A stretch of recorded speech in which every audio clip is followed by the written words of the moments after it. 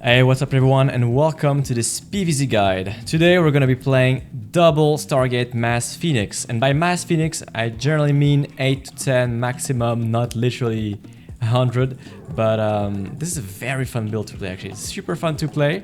You're going to be, acting a lot, killing like drones, lifting queens, killing overlords, all sort of stuff. Very fun build to play.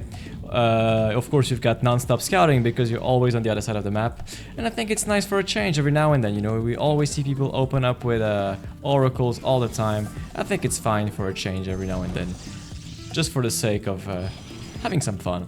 So of course, Gateway Scout, you could block, but I will show you why I decide not to block in this scenario. I will explain you why exactly. Things are not done randomly in here. And I'm gonna explain you what is the follow-up to it, because of course you're not just gonna make phoenixes and stop from there. You're gonna go into zealots and archons later on. Okay, the hatchery is over here. Of course, I'm playing against the easy AI, so nothing to worry about. So 2 probes inside the geyser right away. It's very important to put the probes inside the gas right off the bat. If you don't, you will miss, well, gas obviously, to make your Stargate on time, which is gonna delay the build. So make sure you put 2 right away. And then you rally point the last one, and you have 3 out of 3. You get your cyber core at 150 minerals and 20 supply. There you go. This probe's gonna go back to work. Then you resume the probe production and rally out like this. We want to make our Stargate at the edge of the base like this, so it's a bit closer towards the Zerg, so there's less travel time for our phoenixes. I almost forgot my geyser. Falling asleep a little bit. There you go. So pylon on the edge like that. And then you're just monitoring a little bit. And I'm just gonna leave my probe in patrol over here, so I can see how many Zerglings are actually leaving his base. The reason I'm doing this is because, number one, I want to skip the chrono boost on my adept. That's the main reason why I do that. And this energy will go into probes instead. I will chrono boost probes, then I can put myself in a better economical stage. So this is why I actually did not block. Because if you block, then you've got Zerglings that can come from this direction, but from this one as well, because the Zerg would have taken the base I'm looking at right now. So if you let the Zerg take his natural, all the Zerglings are gonna come from the same direction.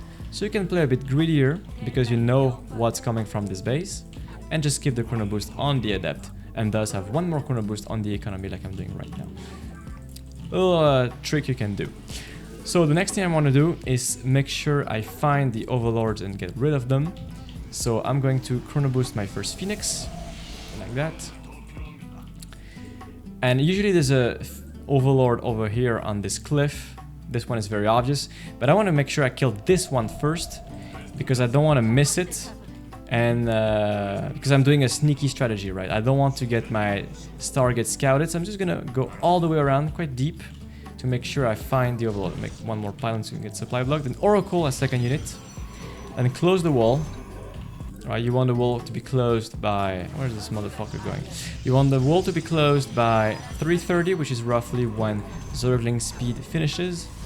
2 extra gases when your natural arrives at, like, I don't know, 12, 13 probes. Whenever you've got 150 gas, you get the 2nd Stargate. And then your Oracle and Phoenix will join together.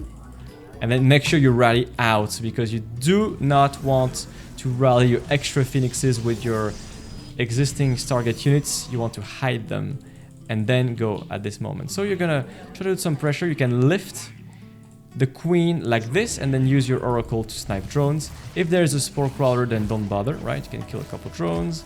Then you can cancel that and just go away. And just keep making Phoenix in the meantime.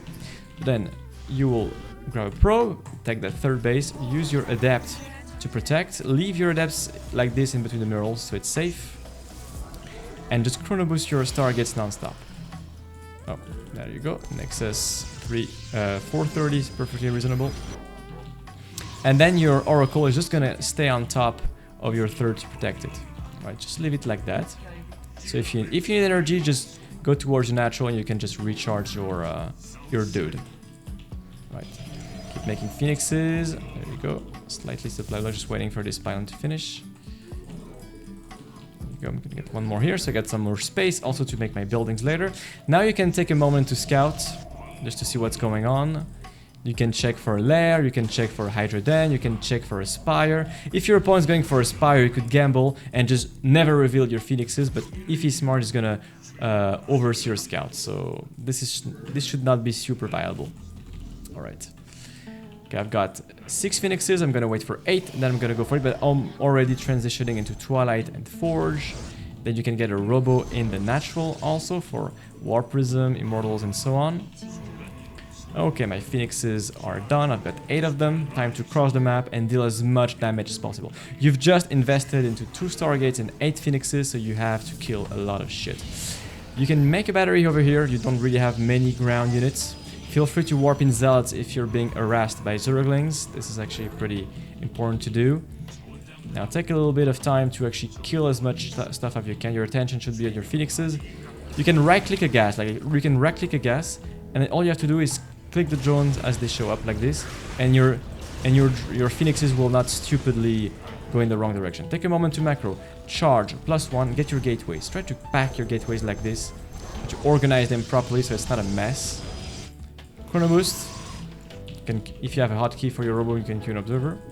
Pack your phoenixes like this so they don't get dragged into the spores, right? You can box them, click, click, click, a lot like this, so that if there's spores or queen, you will be outside of the reach. You can also target roaches, they're pretty expensive, so per supply at least compared to a drone. So feel free to kill the roaches too. Then go back home. Oh, I've got so many probes, Jesus Christ. How many gates do I have? I can make a couple more, I can go all the way to 10. Make sure you've got supply also. You can start warping units. If you see your opponent's making roaches, you can get some immortals. You can go for a scout. If you see a spire, you want to get archons as fast as possible. Against a spire, you can make maybe 1 cannon per base, in case he's got like corruptors and so on, right? And then just expand into a 4th. Once you've got all your productions and everything that you need, you can use stasis traps also. 1 on both sides. You don't have that many ground units. Get some archons. Spend your gas first, because they're the best units, especially if they're going for corruptors. You will need the archons in help. You can make a 2nd immortal. There you go. At this point, corruptors should be out, and if your opponent does not play corruptors, then he's most likely going to play Hydra, one of these two. So you can always use your phoenixes to kill some drones in the edge like that. But keep on warping units. Do not forget to warp in, and get your pylons, because if you deal damage on the other side but you miss an entire cycle of warping, you've actually dealt more damage to yourself. So get out of the way. So if you want to kill drones, once again, just right-click the gas, like this, and then you just have to press G as they're about to come out or come in. You see, just right-click, lift, lift, lift, lift. See, the phoenixes don't get dragged like this if you do it like this, and just warp again. And then you have to assess how much supply does your opponent have. But because you have phoenixes, you're able to know what's going on. So you just check how much supply he's got. If he's going for hydras, you could tech into storm and play a longer game. That's totally possible. Or you could decide, is exactly what I'm about to do in this game. I'm just gonna hit a strong timing attack with a big bulk of units and just pull the trigger. Before you go, make sure your bases are well defended. You can get a couple cannons and batteries like this, so you don't get bothered by run-bys. Then just send your Warp Prism and Phoenixes and just go attack your opponent. And then that should be it. If you want to take your StarCraft to the next level, I've created a coaching site on which you could join my Discord, book a session with me, and soon I will be adding tutorials and guides. So make sure you check out my coaching site. The link is in the description. Now let's see what it looks like in an actual game. So I'm playing right now against a 5.6k opponent. So not too bad, not the greatest player, but not too bad either. So I'm just gonna speed up the beginning a little bit, because of course I've just showed you how to play the early game, so I'm not gonna waste too much time on it. But as you can see, I'm just scouting after the gate, as you do. I'm just gonna try to mirror harass a little bit. If you've got the APM for it, feel free to just bother your opponent a bit with the probe like that to disrupt the mining. But if you feel a bit too slow, don't bother with that. Make sure your build order is tight beforehand. You don't wanna mess up your whole build just because you wanted to harass the mineral line a little bit. So what you can do, this is what I'm doing actually.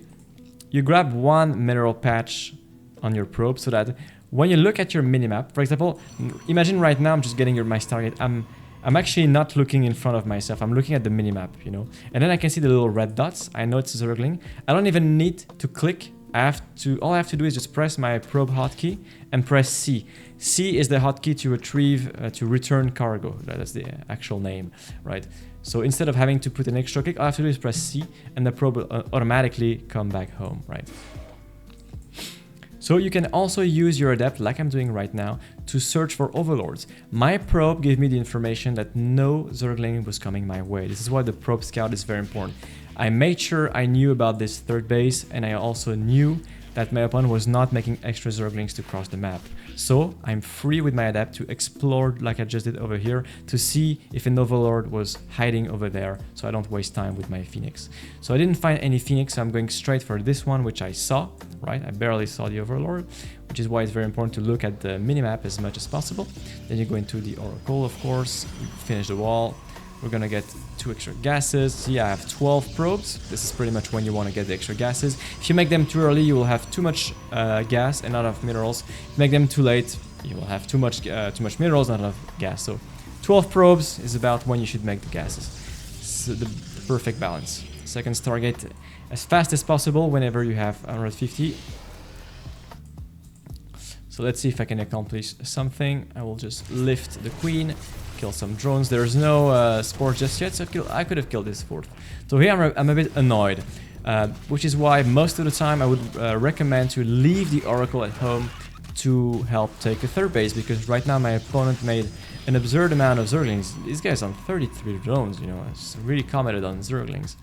But I'm not showing my Phoenixes. Make sure you do not F2, because if you reveal your Phoenixes, then your opponent's gonna have plenty of time to react to it. So you make sure you recharge your Oracle, take your base like that. I think most of the time I would recommend to just not do anything with your Oracle, keep it at home. If you can actually help defend, you can even put a stasis trap when they have a large amount of Zerglings, so that when they try to surround, most of the lanes will be frozen, right? Just like that. You can warp in extra units, extra adepts, or even zealots are fine also.